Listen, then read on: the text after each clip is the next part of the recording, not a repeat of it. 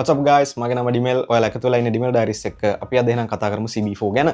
විශේෂයෙන්ම CB4 ගැන ඔයාලා මට මැසේජ් කරලා, කෝල් කරලා, කමෙන්ට් කරලා අහපු ප්‍රශ්න සේරටම අද මම උත්තර දෙන්න හදන්නේ. මොකද වැඩි කල මේ CB4 එක මන් ළඟ තියෙන එකක් නෑ. ඒක තව අලුත් ඕන කෙනෙක් ළඟට යයි. ඒ නිසා එහෙමයි වෙන්න කලින් මම ඔයාලට මේ හැම ප්‍රශ්නකටම උත්තර දීලා ඉන්න තීරණය කරා. මේක ටිකක් ලොං වීඩියෝ එකක් වෙයි. ඒ වගේම මේ වීඩියෝ එක පටන් ගන්න කලින් මම පොඩි ඩිස්ක්ලේමර් එකක් දාලා ඉන්නවා. මම මැකැනික් කෙනෙක්වත් මේ දේවල් ගැන එක්ස්පීරියන්ස් ගොඩාක් තියෙන කෙනෙක් නෙමෙයි. බට් මං ගාව අවුරුදු කිහිපයක එක්ස්පීරියන්ස් තියෙනවා. ඒවා තමයි මම ඔයාලත් එක්ක ෂෙයා කරගන්නේ. සෝ ඕනම කෙනෙක්ට මට වැරදුනොත් එයාලට පුළුවන් ඇවිල්ලා කමෙන්ට් සෙක්ෂන් එකේ ඒවා කරෙක්ට් කරලා දාන්න. හරි, මේක ටිකක් දිග වීඩියෝ එකක් වෙයි කියවනේ. අපි වීඩියෝ එකේ ඒ නිසා ඉක්මනට පටන් ගමු. හරි, අපි පළවෙනි ප්‍රශ්නෙට යමු. මම පළවෙනි ප්‍රශ්නේ ටිකක් හොඳ ප්‍රශ්නයක් කරගත්තා. මොකද එතකොට ඔයා වීඩියෝ එක මුලදීම දන්නවා අපි මොන වගේ ඩෙප්ත් එකක දේවල්ද කතා කරන්න කියලා. ප්‍රශ්න ඔක්කොටම මම උත්තර දෙන්න යන්නේ නැහැ. එක වගේ ප්‍රශ්න එකට ගොනු කරලා ඒවට හරියන උත්තරයක් දෙන්න තමයි යන්නේ. හරි, පළවෙනි ප්‍රශ්නේ තියෙනවා අය CB4 එකේ කොයිල් පැක් යනවද? CB4 එකේ කොයිල් පැක් යන්නේ ඇයි? CB4 එකේ කොයිල් පැක් යන එකට විසඳුමක් තියෙනවද? ඔය වගේ කීප දෙනෙක් අහලා තිනවා. ඔව්, CB4 වල ඒ වගේම DR reset වල මේ කොයිල් පැක් යන ප්‍රශ්නේ තියෙනවා. ඒ කියන්නේ කොයිල් පැක් එක පිච්චෙන කොයිල් පැක් එක කියලා මෙතන කියන්නේ මේ ස්ටේටර් කොයිල් එකට මේක පිච්චෙන ප්‍රශ්නයක් තියෙනවා. දැන් කෙනෙක් කියන්න පුළුවන් මචං අපි කාලයක් තිස්සේ ඉඳන් DR reset CB4 වදිනවා. හැබැයි අපේ බයික් වල නම් මේ මෙහෙම ඉෂුව එකක් ඇවිල්ලා නැහැ කියලා. මෙහෙමනේ. දැන් ඔකට හේතු කාරණා කීපයක් තියෙනවානේ. මම මුලින්ම හේතු ටික පැහැදිලි කරලා ඉන්න. ගොඩක් වෙලාවට මේක වෙන්නේ ඕවර් හීටින් නිසා. ඒ නිසා මෙන්න මේ වගේ හේතු බලපාන්න පුළුවන්. එකක් තමයි ඔයා පාවිච්චි කරන එන්ජින් ඔයිල් එක මිනරල් ඔයිල් එකක් නම් ඒ කියන්නේ ෆුල් සෙන්තරික් ඔයිල් එකක් නෙමෙයි නම් ඒ ඔයිල් එක හැදිලා තියෙන්නේ විවිධ ආකාරයේ මොලිකියුලර් ස්ට්‍රක්චර් වලින්. එතකොට ඒකෙන් හීට් එක ඩිස්ට්‍රිබියුට් වෙන්නේ විවිධ ආකාරයට. ඒ නිසා ඒක හේතු කොටගෙන ස්ටේටර් කොයිල් එක බර්න් වෙන්න පුළුවන්. ඒ නිසා ෆුල් සෙන්තරික් ඔයිල් එකක් පාවිච්චි කරන්න. ෆුල් සෙන්තරික් ඔයිල් එකම අරක ඔපොසිට් එක එකම මොලිකියුලර් ස්ට්‍රක්චර් එකෙන් තමයි හැදිලා තියෙන්නේ. එතකොට එකම විදිහට හීට් එක ඩිස්ට්‍රිබියුට් වෙනවා. සෝ ඔයාලට පුළුවන් ෆුල් සෙන්තරික් කිඩ් මොලි මොටුල් ඔය වගේ ඔයිල් එකක් පාවිච්චි කරන්න. ඊළඟ කාරණය නිසි ප්‍රමාණයට එන්ජින් ඔයිල් නොතිබීම. එතකොට වෙන්නේ මොකද්ද? ඔයාගේ ස්ටේටර් කොයිල් එක සම්පූර්ණයෙන්ම ඔයිල් එක ඇතුලේ සබ්මර්ජ් වෙන්නේ නැහැ. එතකොටත් මේ හීටින් ප්‍රශ්න එන්න පුළුවන්. සෝ සේම් කතන්දරේ කොයිල් පැක් එක පිච්චෙන්න පුළුවන්. ඒ නිසා ඔයිල් ලෙවල් එක චෙක් කරලා තියාගන්න. තුන්වෙනි එක තමයි බෑඩ් හෙල්ත් එකක් තියෙන බැටරි එකක් කාලය තිස්සේ පාවිච්චි කිරීම. එහෙම නැත්නම් ලෝ හෙල්ත් එකක් තියෙන බැටරි එකක් කාලය තිස්සේ පාවිච්චි කිරීම. මේකෙන් වෙන්නේ මොකද්ද? ස්ටේටර් කොයිල් එක වගේම රෙක්ටිෆයර් එකත් ගොඩාක් ස්ට්‍රෙස් එකක වැඩ කරනවා කරන්ට් එක සපයන්න මේ බැටරි එකේ හෙල්ත් එක අඩු නිසා. එතකොටත් මේ කොයිල් එක බර්න් වෙන්න සම්භාවිතාවයක් තියෙනවා. හරිද? අනිවාර්යෙන් බර්න් වෙනවා කියලා කියන්නේ බර්න් වෙන සම්භාවිතාවයක් තියෙනවා. ඊළඟ කාරණය මේක කවුරුත් නොකියන කාරණයක්. බයික් එකේ ග්‍රවුන්ඩ් එහෙම නැත්නම් බයික් එකේ කරන්ට් සිස්ටම් එකේ තියෙන එර්ත් වයරින් මේවා ගැන සැලකිල්ලක් දක්වන්න. හරියට එර්ත් නොවුනොත් මේකෙත් කතන්දර දෙකක් තියෙනවා. දැන් සම්පූර්ණයෙන්ම එර්ත් නොවුනොත් එහෙම ඔයාට දැනගන්න පුළුවන් එක චෙක් එන්ජින් ලයිට් එකක් පත් වෙනවා නැත්නම් බයික් එක නවතිනවා. ඒක නොටිසබල් ඉෂුව එකක්. බට් සමහර වෙලාවල් තියෙනවා ඔය එර්ත් වයර් නැවුනම කැඩුනම එහෙම නැත්නම් ඇදුනම කරෝටඩ් වුණාම යම්කිසි ප්‍රමාණයක් ග්‍රවුන්ඩ් වෙනවා. හැබැයි අවශ්‍ය වෝල්ටේජ් සම්පූර්ණ ප්‍රමාණයම ග්‍රවුන්ඩ් වෙන්නේ නැහැ. එතකොට මේ ලෙඩේ හැංගිලා තියෙන්නේ. දැන් මේක මග අරව ගන්නත් එතකොට ස්ටේටර් කොයිල් එක ඊට පස්සේ රෙක්ටිෆයර් එක මේ දේවල් ගොඩක් ස්ට්‍රෙස් එකක වැඩ කරනවා. එතකොටත් මොකද වෙන්නේ? මේ කොයිල් පැක් එක පිච්චෙන්න පුළුවන්. ඒ නිසා ඔයා සර්විස් එකක් කරන වෙලාවට හෝ බයික් එක වොෂ් කරන වෙලාවට පොඩ්ඩක් වෝල් මීටරයක් අරගෙන මේ වෝල්ටේජ් හරියට ග්‍රවුන්ඩ් වෙනවද කියලා චෙක් කරලා බලන්න. ඊළඟ කාරණය දැන් මට ගොඩාක් සැලකිල්ලක් දක්වන්න ඕන කාරණය තමයි මේක. හයි වෝල්ටේජ් ඩිමාන්ඩ් එකක් තියෙන මොඩිෆිකේෂන්ස් කරලා තියෙනවද නැද්ද කියන එක. ඒ කියන්නේ හයි ඩිමාන්ඩ් වෝල්ටේජ් එකක් තියෙන මොඩිෆිකේෂන්ස් කරොත් මේ කොයිල් පැක් එක පිච්චීමේ සම්භාවිතාවක් තියෙනවා. දැන් මම මොඩිෆිකේෂන්ස් ගොඩක් කරලා තියෙනවානේ. දැන් මම කොහොමද රිලයබිලිටි කියන එක කම්ප්‍රොමයිස් කරගන්න නැතුව මේ දේවල් කරේ. ඉතින් මම මේ ගැන රිසර්ච් ගොඩක් කරා. ලංකාව ඇතුළතදී මට ලොකුවට මේ ගැන දැනුමක් ලබා ගන්න හම්බුන්නේ නැහැ. බට් මම මගේ කන්ටැක්ට් පාවිච්චි කරලා මගේ පිටරට ඉන්න යාළුවන්ගේ මාර්ගයෙන් පිටරට මැකැනික්ලා එතකොට Reddit එක ඉන්ටර්නෙට් එක හැමදේම භාවිතයෙන් මම ඉන්ෆෝමේෂන් හෙව්වා. එතකොට මට කාරණා කිහිපයක් දැනගන්න හම්බුණා. ඉතින් මේ තියෙන්නේ CB4 එක ඔරිජිනලි එන රෙක්ටිෆයර් එක, ස්ටොක් එන රෙක්ටිෆයර් එක. ඉතින් මේක හදලා තියෙන්නේ ඩයෝඩ් වලින්. මේක පරණ ටෙක්නොලොජි එක. මේ ඩයෝඩ් වලින් හදලා තියෙන රෙක්ටිෆයර් වල ප්‍රශ්නේ තමයි මේකේ හීට් එක ගොඩාක් ජෙනරේට් වෙනවා. ඒ වගේම මේකේ වෝල්ටේජ් එක ස්ටේබලයිස් කිරීම හරියට ඉෆිෂන්ස් විදිහට කරන්නේ නැහැ. මේ රෙක්ටිෆයර් එක තමයි ගොඩක් වෙලාවට හේතු වෙන්නේ මේ කොයිල් පැක් එක යන්න. අපිට පුළුවන් සිම්පල් මොඩිෆිකේෂන් එකක් කරලා මේ කොයිල් පැක් එක පිච්චෙන ලෙඩේ සම්පූර්ණයෙන්ම නැති කරලා දාන්න. සෝ මම කරේ ඒක. මම ඊට පස්සේ කාලයක් තිස්සේ ගොඩාක් දුර එක දිගට පැද්දා. මේ දැන් මම කියලා යන මොඩිෆිකේෂන් එක ඔයා මොන මොඩිෆිකේෂන්ස් එක කරන්න කලින් කරලා හිටියොත් එහෙම මේ කොයිල් පැක් ඉෂුව එක ආයි කවදාවත් එන එකක් නැහැ කියලා අර මුලින්ම කියපු කාරණා හතර හරියට පිළිපැදලා තියෙනවනේ. ඉතින් ඔයාලට පුළුවන් මේ ස්ටොක් රෙක්ටිෆයර් එක වෙනුවට ට්‍රාන්සිස්ටර් යූස් කරලා හදපු MOSFET වගේ රෙක්ටිෆයර් එකක් පාවිච්චි කරන්න. මේ වගේ ට්‍රාන්සිස්ටර් වලින් හදපු රෙක්ටිෆයර් එකක හීට් එක ජෙනරේට් වෙන්නේ ඉතාම අඩුවෙන්. ඒ වගේම MOSFET එක එක්ක මේ ස්ටොක් රෙක්ටිෆයර් එක සසඳලා බැලුවම මේක මේ ස්ටොක් එක සම්පූර්ණයෙන්ම හීට් එක ඩිස්ට්‍රිබියුට් කරන එක හීට් එක රිඩියුස් කරන එක රඳා පවතින මෙන්න මේ හීට් සිංක් එක මත පමණයි. මොකද මේක චැසියකට සම්බන්ධ වෙන්නේ රබර් ක්ලෑම්ප් දෙකක් ආධාරයෙන් රබර් ක්ලෑම්ප් දෙකක් උඩට තමයි මේක සම්බන්ධ වෙන්නේ. එතකොට හීට් එක චැසිය එකට ඩිස්ට්‍රිබියුට් වෙන්නේ නැහැ මේ ස්ටොක් එකේ. ඉතින් ඔයා මොස්පෙට් එකක් ඔයාගේ බයික් එකට සම්බන්ධ කරනවා නම් මොස්පෙට් එක අනිවාර්යයෙන්ම චැසිය එකට සම්බන්ධ විය යුතුයි. ජෙනරේට් වෙන හීට් එක අඩු ප්‍රමාණයක් වුණාට ඒක ඒක බලාපොරොත්තු වෙනවා මේ හීට් එකෙන් යම්කිසි ප්‍රමාණයක් චැසිය එකට දීලා හීට් එක ඩිස්ට්‍රිබියුට් කරලා තමයි ඔයාගේ එෆිෂන්සි එක තියාගන්නේ. ඒ නිසා අනිවාර්යෙන් අර රබර් ක්ලෑම් දෙක අයින් කරලා චැසිය එකට මොස්පෙට් රෙක්ටිෆයර් එක සම්බන්ධ කරනකොට මේක දැන් මොඩල්ස් කිහිපයක් එනවා. BA14AA ඔහොම එක විදිහට ඔය අංක වැඩි වෙන පිළිවෙලට තමයි අලුත් මොඩල්ස් ආවේ. ඉතින් මේ මොඩල් එක අනුව ගාන වෙනස් වෙන්න පුළුවන්. සාමාන්‍යයෙන් රුපියල් 14000ක ඉඳලා රුපියල් 30000ට විතර වෙනකන් මුදලකට මේක මාකට් වෙන්න පුළුවන්. මොන මොඩිෆිකේෂන්ස් එක කරන්න කලින් මෙන්න මේක කරලා අර කොයිල් පැක් එකේ තියෙන ප්‍රශ්නේ විසඳගෙන ඉන්න. එහෙම නැත්නම් වුණොත් ඔයාලා ට්‍රැවල් කරන කෙනෙක් නම් ලොකු අමාරුවක් වැටෙනවා කොයි හරි තැනකදී කොයිල් පැක් එක පිච්චිලා ගියොත්. ඊළඟ ප්‍රශ්න සෙට් එකත් මෙහෙම මම ගොනු කරලා තියෙනවා. IA CB4 එකක් ගන්නද WRX එකක් ගන්නද? මම ට්‍රැවල් කරන්න හිතාගෙන ඉන්නවා CB4 එකක් අයිඩියල් වෙයිද?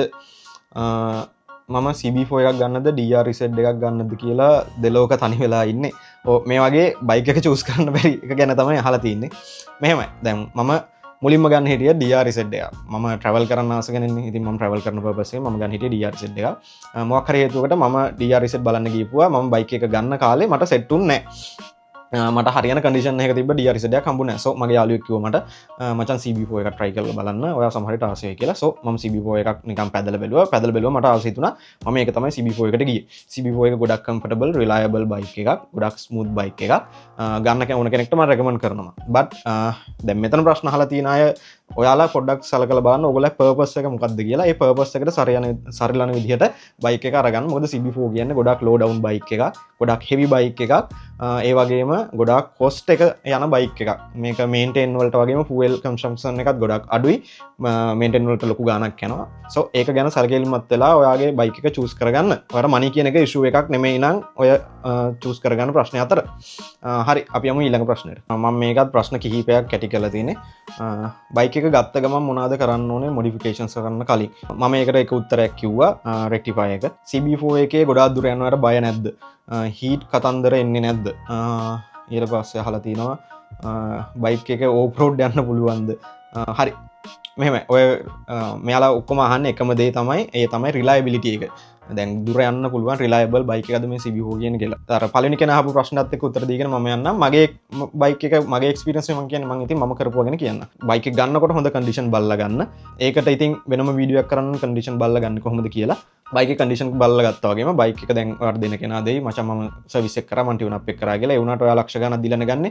ඔයා රිස්ක් එකක් ගන්න ඕනේ නැහැ. ඔයා ආයි අමුතුවෙන් සර්විස් එක ටියුන් අප් එක කරලා මේක් ෂුවර් කරගන්න ඒ දේවල්. ඊට අමතරව දැන් මම කරපුවා මේ දේවල් අනිවාර්යෙන් කළ යුතු නැහැ. හරිද? දැන් මම නම් කරේ බයික් එකේ පියුස් ඔක්කොම මාරු කරා. ඊට පස්සේ බයික් එකේ කේබල් ඔක්කොම අලුතෙන් දැම්මා. ඒ වගේම ඔය මාරු කරපු පියුස් ටික මම තව කන්ටේනර් එකකට දාලා සීට් එකකට තියාගෙන ඉන්නේ. හදිසියෙ පියුස් එකක් ගියොත් මට පියුස් එක ආයි ස්විච් කරගත්තා යන්න පුළුවන් නිසා. ඒ වගේම බයික් එකේ දැන් එනවනේ TPS එක මැප් සෙන්සර් එක, එයාර් ෆිල්ටර් සෙන්සර් එක, ඔයිල් ප්‍රෙෂර් සෙන්සර් එක, ස්පීඩෝමීටර් සෙන්සර් එක මේ වගේ සෙන්සර්ස් ඔක්කොම මම අලුතෙන් ගෙනල්ලා දැම්මා. දැන් මේක කරන්න ඕනේ නෑ. මටත් ඔය රිලයබිලිටි කියන දේ මගේ තික්ස් කල් එකට යන්න ඕනේ. මට බය නැතුව යන්න නම්. මගේ ඇනක්සයිටි එක මට යන්න නම්. හරිද? ඒ නිසා මේ දේවල් කළ යුතු නෑ. මටත් කරන්න උවමනාවක් තිබ්බේ නෑ. ඒ වුණාට මම කරා. මම කිලෝමීටර් 300 400 එක දිගට ගිහිල්ලා තිනවා. මට ගොඩාක් රිලයබල් බයික් එකක් තමයි මේ මං ළඟ තියෙන CB4 එක. ඉතින් එහෙම වෙන්නේ නැත්තේ සමහර විට මම මේ කරපු දේවල් නිසා වෙන්න ඇති. සෝ හරි මම ඒ ටික කරා. ඊට පස්සේ බයික් එකේ තියෙන රබර් කම්පොනන්ට්ස්. එතකොට ඒව මොනවද කියලා කිව්වොත් එහෙම බයික් එකේ වීල් වල එන රබර් ඩැම්පර්ස්. ඔය අපි කොට්ට සෙට් එක එහෙම කියන්නේ.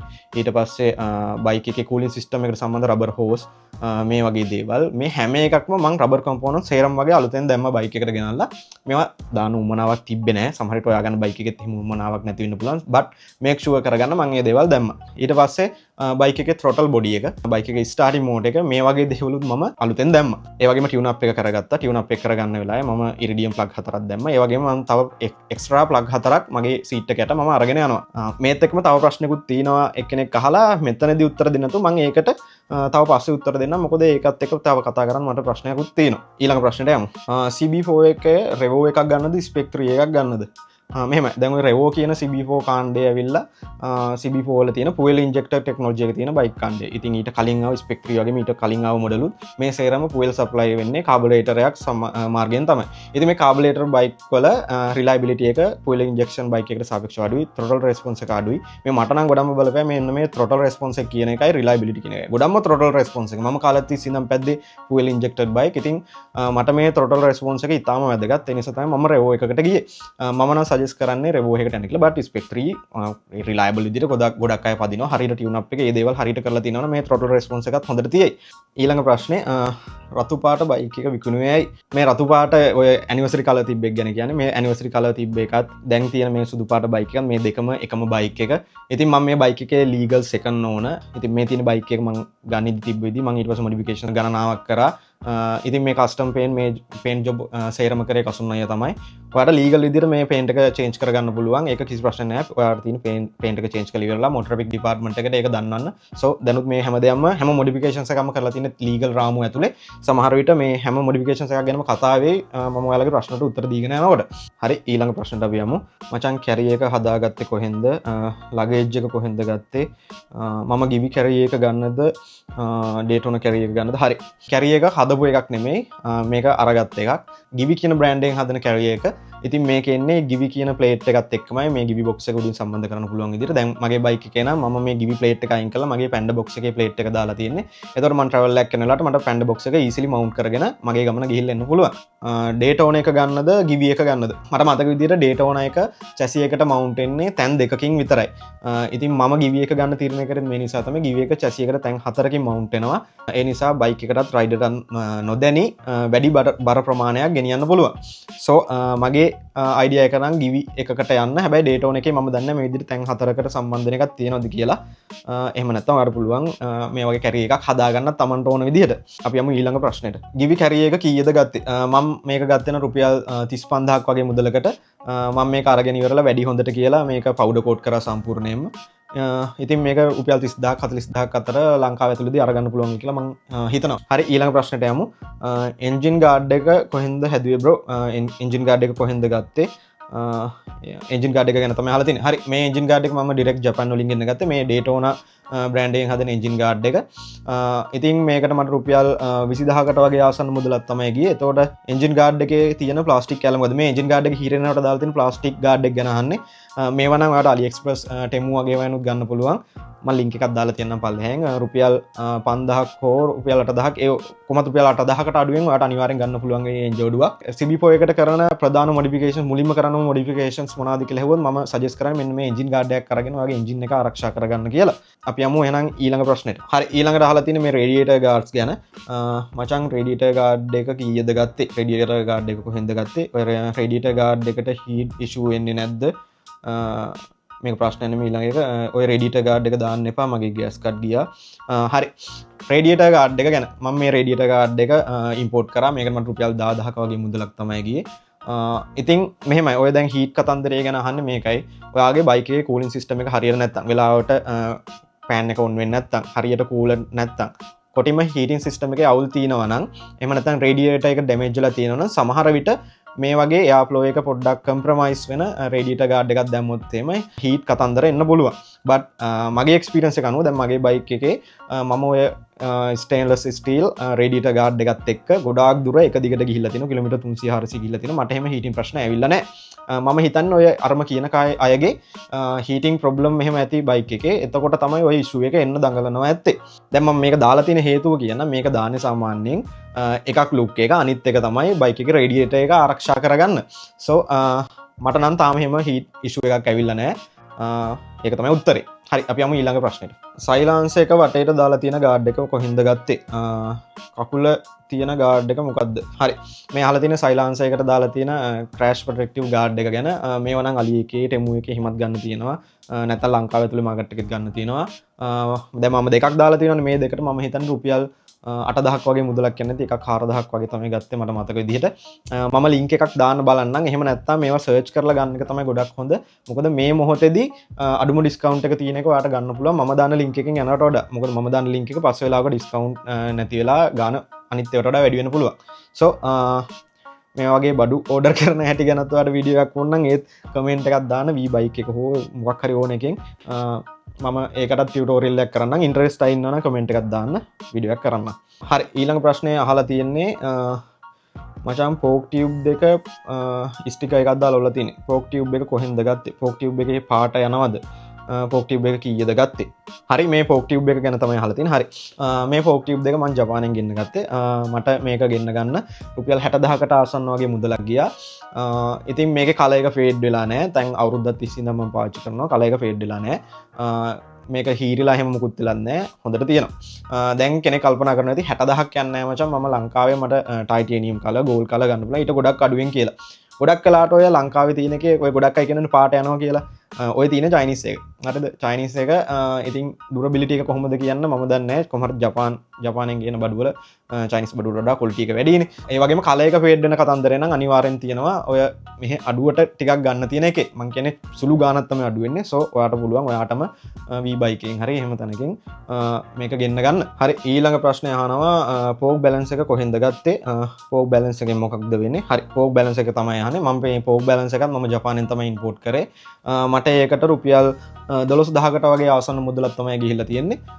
හරි මේකෙත් අර කලර් එක ෆේඩ් උනේ නැහැ. මම කියන්නම් මොකද්ද මේකේ පර්පස් එක කියලා. මේකෙන් වෙන්නේ ඔයා කෝනරින් වලදී වගේ බයික් එකේ ස්ටේබල් ගතිය තියාගන්න උදව් වෙනවා. ඒ වගේම පෝක් ටියුබ් දෙකට එන ස්ට්‍රෙස් දෙක හරියට ඩිස්ට්‍රිබියුට් කරලා මේකට වෙන්න පුළුවන් ඩැමේජ් අඩු කරන එක තමයි මේ පෝක් බැලන්ස් එකකින් වෙන්නේ. ඒක නෝටිසබල් දෙයක් මේකෙන් වෙනවද කියලා ඇහුවොත් මට කියන්න තියෙන ඔයා හාඩ් ඩ්‍රයිව් කරනවා නම් හාඩ් රයිඩ් කරනවා නම් සමහර විට ඔයාට මේකේ බෙනිෆිට් දැක ගන්න පුළුවන් වෙයි. එහෙම නැත්නම් ඔයා නිකන් සිටි එකේ එහෙම යනවා නම් මේකක් ඉතින් දාන්න ඕනෙම නැහැ. ඔයා ලුක් එක ගැන හිතනවා නම් දාන්න. දැන් මම නම් මේක සම්පූර්ණ දැන් මේ ලුක් එක ගැන හිතලා හැබැයි මට මේක බෙනිෆිට්ස් හම්බ වෙලා තියෙනවා. හරි අපි යමු ඊළඟ ප්‍රශ්නෙට. හැන්ඩල් එක මොකක්ද බ්‍රෝ? හැන්ඩල් එක කොහොමද ලිෆ්ට් කරගත්තේ? හැන්ඩල් බාර් අයිසස් කොහෙන්ද අරගත්තේ? කීයද අරගත්තේ? හරි හැන්ඩල් එක ගැන තමයි අහලා තියෙන්නේ. ඉතින් මේ තියෙන හැන්ඩල් එක මේ හරිකන් බ්‍රෑන්ඩ් එකේ හැන්ඩල් එකක්. මේක රුපියල් ලංකාව තුළ රීකන්ඩිෂන් එකකුත් රුපියල් 25000ක් 20000ක් ඔය වගේ ගාණක් වගේ වෙයි. හැබැයි මම නම් ගත්තේ ඊට ගොඩාක් අඩුවෙන් මං අඳුරන කෙනෙක්ගෙන්. ඉතින් මම ඒකේ හරියටම මාකට් එක කොහොමද කියලා දන්නේ නැහැ. ඒ වගේම මේ හැන්ඩල් එක ගැන කිව්වොත් එimhe හැන්ඩල් එක නම් ගොඩක් ශක්තිමත් හැන්ඩල් එකක්. ගොඩක් ভাইබ්‍රේෂන් ෆ්‍රී හැන්ඩල් එකක්. ඉතින් මම ඕන කෙනෙක්ට සජෙස්ට් කරනවා මේ වගේ එකක් අරගන්න කියලා. ඒ වගේම හැන්ඩල් බාර් අයිසස්. දැන් මම ගොඩක් දුර ට්‍රැවල් කරන කෙනෙක්. ඉතින් මට මගේ බොඩි එක අප්රයිට් පොසිෂන් එක තියෙන එක මට වැදගත් වෙනවා මගේ කම්ෆර්ටබිලිටි එක උදෙසා. ඒ නිසා මම මේ හැන්ඩල් බාර් අයිසස් පාවිච්චි කරේ.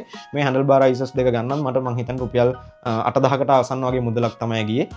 V-bike එකෙන් ඕඩර් කරගන්න පුළුවන්. මං දන්න විදිහට මේවා ලංකාවෙත් ගන්න තියෙනවා. සමහර විට මං ගත්තට වඩා ගොඩක් අඩුවෙන් ගන්න පුළුවන් වෙයි. ඔයා මේකෙදි බලන්න මේකේ සවි ශක්තිය ගැන කොහොමද කියලා පොඩ්ඩක් බලලා ගන්න. මේ සමහර ඒවා තියෙනවා පිටිපස්සට හැන්ඩල් එක තල්ලු වෙන විදිහට අපිට හැන්ඩල් බාර් ප්‍රයිස් එක හයි කරන්න පුළුවන්. සමහර තියෙනවා හැන්ඩල් එක තව ටිකක් ෆෝවර්ඩ් වෙන විදිහට Tamanට කම්ෆර්ටබල් විදිය බලලා එහෙම මේ කස්ටමයිස් එක කරගන්න.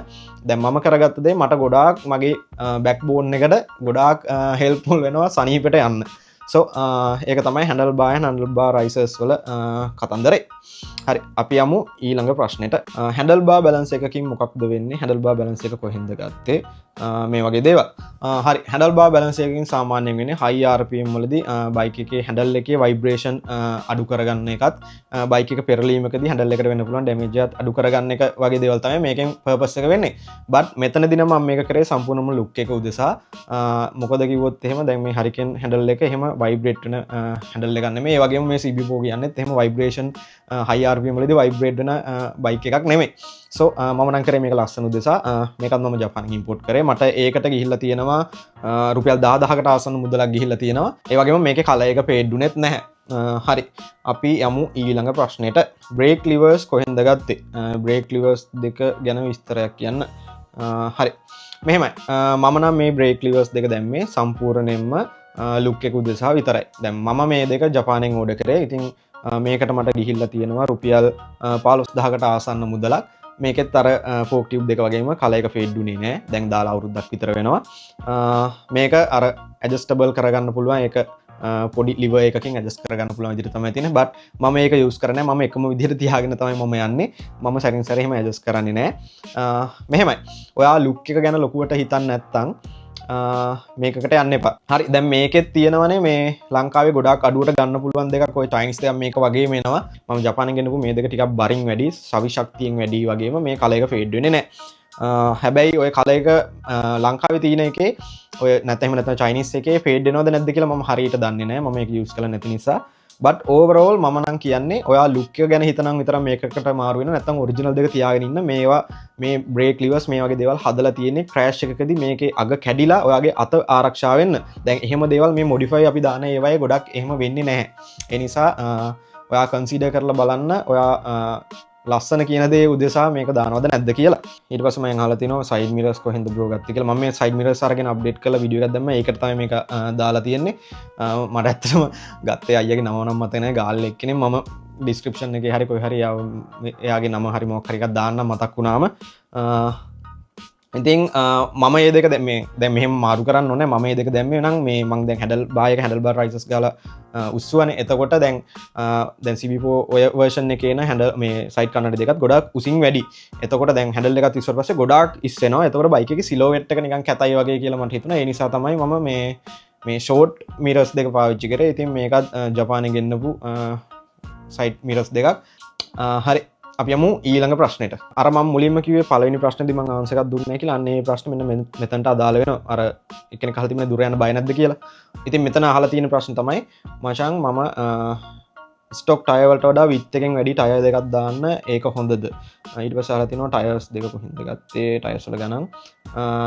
හරි අර මුලින්ම අහපු ප්‍රශ්නෙත් මම මෙතන ඇඩ් කරන්න. හදිස්සියවත් පැච් එකක් ගියොත් මොකද කරන්නේ? දැන් ඔරිජිනලි CB4 වල ඉස්සරහට එන්නේ 120යි 60. ඒ වගේම රියර් එකට එන්නේ 160යි 60 විත් එක තියෙන ඩන්ලොප් ටයර්ස්. ඉතින් මම දැන් පාවිච්චි කරලා තියෙන්නේ නම් මම රීප්ලේස් කරලා තියෙන්නේ ඉස්සරහට 120යි 60 වෙනකොට 120යි 70වත් පිටිපස්සට 160යි 60 වෙනකොට 180යි. දැන් සමහරු කියනවා මෙහෙම විත් එක වැඩි රෝද දෙකක් ටයර් දෙකක් පාවිච්චි කරනකොට බයික් එකේ බැලන්ස් එක නැති වෙනවා. එහෙම කියලා. හැබැයි ඔයා හරි PSI ප්‍රමාණය වගේ බරට හරියන PSI ප්‍රමාණය හුලං වලින් පුරව ගත්තට පස්සේ දැන් මට නම් උනේ විත් එක වැඩි ටයර්ස් පාවිච්චි කරා මට බයික් එකේ කෝනරින් කේපබිලිටිස් වැඩි වුණා.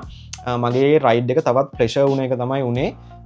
ඉතින් මට අනුවනම් ඒක අප්ග්‍රේඩ් එකක් මම සජෙස්ට් කරන්නේ ටිකක් විත් එකෙන් වැඩි ටයර්ස් වලට යන්න.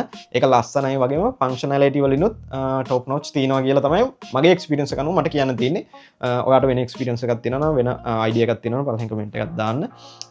එක එක්කෙනාට එක එක ප්‍රෙෆරන්සස් තියෙන්න පුළුවන්. හරි දැන් මම මුලදී අර ආන්සර් එකක් නොදී ආවනේ දැන් ඔය පැච් එකක් ගියොත් මොකද්ද කරන්නේ? මේත් අර රිලයබිලිටි ගැන ප්‍රශ්නයක් තමයි අහන්නේ. සෝ මේවා ඔල්රෙඩි ටියුබ්ලස් ටයර්ස් ඔයාලට පුළුවන් පැච් කිට් එකක් දාගෙන යන්න.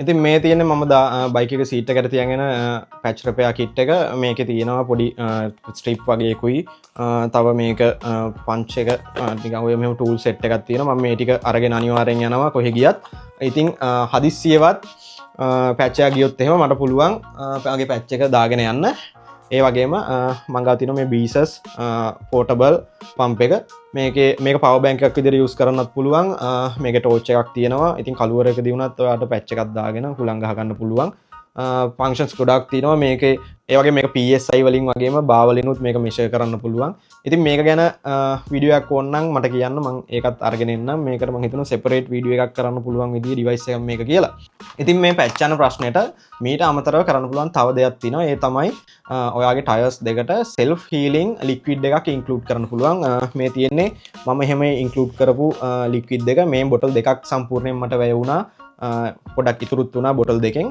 එක බොටල් එකකට වඩා වැඩිපුර යනවා සම්පූර්ණම ටයර් දෙක ෆීල් කරන්න. ඉතින් මේකෙන් වෙන්නේ මොකද පැච් එකක් ගියොත් ඔටෝ එතන self heal වෙලා හුලං එළියට යන තියෙන සම්භාවිතාවය අඩු කරනවා. ඉතින් මට මගේ CB4 එකේ නම් මේක චෙක් කරන්න බැරි වුණා. හැබැයි මම මගේ ස්කූටි එකේ මේක චෙක් කරා. චෙක් කරන අවස්ථාවක් හම්බුණා. පැච් එක ගිහලා ඒක self heal වෙලා තිබ්බා. So මේ එක බොටල් එක රුපියල් 8000ක් වගේ මුදලක් තමයි උනේ මට මතක විදියට. ඉතින් දෙකටම රුපියල් 16000ක් වගේ මුදලක් යනවා.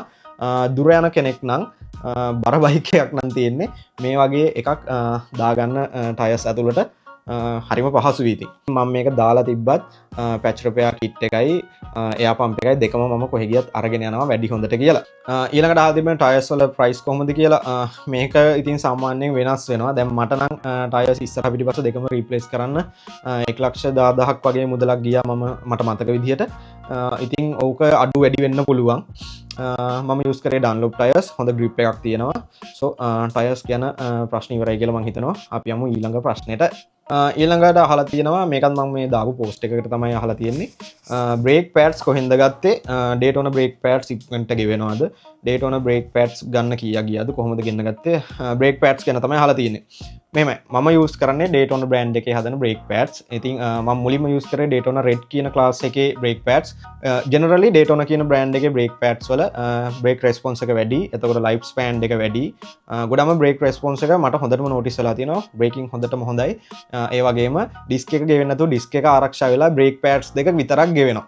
ඉතින් මේ ඩේටෝනා රෙඩ් ක්ලාස් එකේ බ්‍රේක් පැඩ්ස් ඔයා හැම කිලෝමීටර් 8-10කට 15 අතර ප්‍රමාණයකදී චේන්ජ් කරන්න ඕනේ. ඉතින් ලොකු ලයිෆ් ස්පෑන් එකක් තියෙනවා. ඒ වගේම බ්‍රේක් රෙස්පොන්ස් එක වැඩි.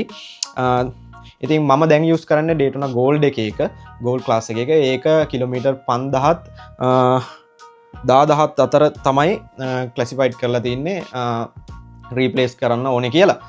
ඉතින් මේ ඩේටෝනා ගෝල්ඩ් එක හොඳ නෑ කියලා කෙනෙක්ට හිතෙන්න පුළුවන්. රෙඩ් එක තරම් නැහැ.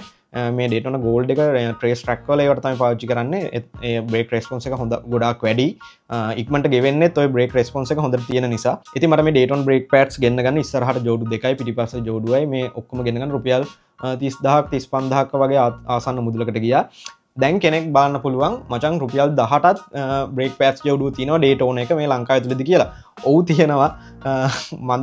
මම එහෙම කෙනෙක්ගේ මැසේජ් කරලාත් එහෙම මම මේ හරියෙන් දාන ස්ක්‍රීන්ෂොට් එකක් පුන පුනා මම ඇහුවා මේක ඔරිජිනල් එකද කියලා.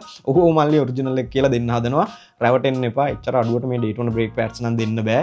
රුපියල් 18 ඊට වඩා හොඳයි. ඔයා වෙන මේ ඩේටෝනා එක හොය නැතුව වෙන බ්‍රේක් පැඩ් එකක් යූස් කරන්න මේ තියෙන මේ හොරේවට අහු වෙන්නේ නැතුව. මේව ගන්නව නම් හොඳ විශ්වාස තැනකින් අරගන්න.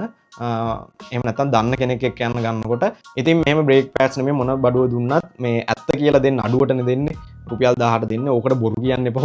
ඔරිජිනල් ගගා. සමහර විට එක්කෝ මේ එයා දන්නේ නැතුව ඇති මේක ඔරිජිනල්ද නැද්ද කියලා. ඉතින් ඔරිජිනල් ඒවා අර වගේ ලොකු ගාණක් වෙනවා. මම මගේ ස්කූටි එකට පාවිච්චි කරන්නේ මේ ඩේටෝනා බ්‍රේක් පැඩ්ස්. ස්කූටි එකට මට ගන්නත් මට මතක විදිහට රුපියල් 10000කට ආසන්න ප්‍රමාණයක් ගියා ස්කූටි එකේ ඉස්සරහා බ්‍රේක් පැඩ්ස් දෙක අරගන්න. හරි ඊළඟ ප්‍රශ්නෙට යමු. අන්ඩර් කවුලින් එක කොහෙන්ද ගත්තේ? අන්ඩර් කවුලින් එක කීයද ගත්තේ? කවුලින් එක දැම්මම යට වදින්නේ නැද්ද? මේ වගේ ප්‍රශ්න ටිකක් තමයි අහලා තියෙන්නේ. දැන් මේ මම දාලා තියෙන මේ අන්ඩර් කවුලින් එක දැම්මට යට වදින්නේ නැහැ. මොකද මේක බෙන්ඩ් එකේ ප්‍රමාණයටම වගේ තමයි තියෙන්නේ. ඉස්සරහා පොඩ්ඩක් වදින්න පුළුවන්. එහෙම chance එකක් තියෙන. ඉතින් පරිස්සමෙන් යන්න ඕනේ. මේක මම ලෝකලි ගත්තේ. මම සජෙස්ට් කරන්නේත් මේ වගේ CB4 එකට මෙහෙම අන්ඩර් කවුලින් එකක් දානවනම් මේක ඩැමේජ් වෙන්න තියෙන ඉඩ කඩ ගොඩක් වැඩි. ඒ නිසා ලෝකලි මේක ගොඩක් අඩුවට ගත හැකි වෙනවා ජපානයෙන් ගෙන්න ගන්නට වඩා. ඒක ඉතින් තමන්ගේ ප්‍රෙෆරන්ස් එක. මම ගත්තේ නම් මේක හොනට් කවුලින් කියලා පේජ් එකකින් ගත්තේ. එයා මට ස්පොන්සර් මුකුත් කළා නැහැ. මම උදව්වක් වශයෙන් ලින්ක් එක දාන්නම්. එයා ඉතින් මට ඒක හොඳට හදලා එවලා තිබ්බා. මම ඊට පස්සේ ඒක කස්ටම් පේන්ට් කරලා අරගත්තා. මට ඒකට මං හිතන්නේ කස්ටම් පේන්ට් කරලා ඔක්කොට මං හිතන්නේ රුපියල් 10000ක් වගේ මුදලක් යන්නේ. හැබැයි පේන්ට් නොකරපු අයිටම් එක ගොඩක් ඊට වඩා ගොඩක් අඩුවෙන් ගත හැකි.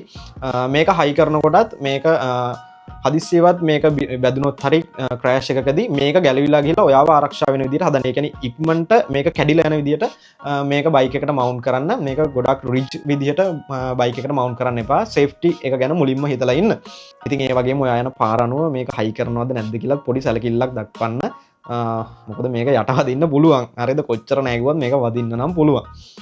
ඉතින් මම හිතනවා මේක හයි කරන් බයික් එකේ සිලොවෙට් එක මාර ලස්සනක් යනවා කියලා. මම හයි කරේ ඒ පර්පස් එක උදෙසා තමයි. ඊළඟට අහලා තියෙනවා මච් ගාඩ් එක කොහෙන්ද ගත්තේ? මච් ගාඩ් එක කීයක් වුණාද? දැන් මේ අහන්නේ ඔය දැන් අලුතෙන් දාලා තියෙන රේසින් මච් ගාඩ් එක ගැන කියලා මම හිතනවා අහන්නේ.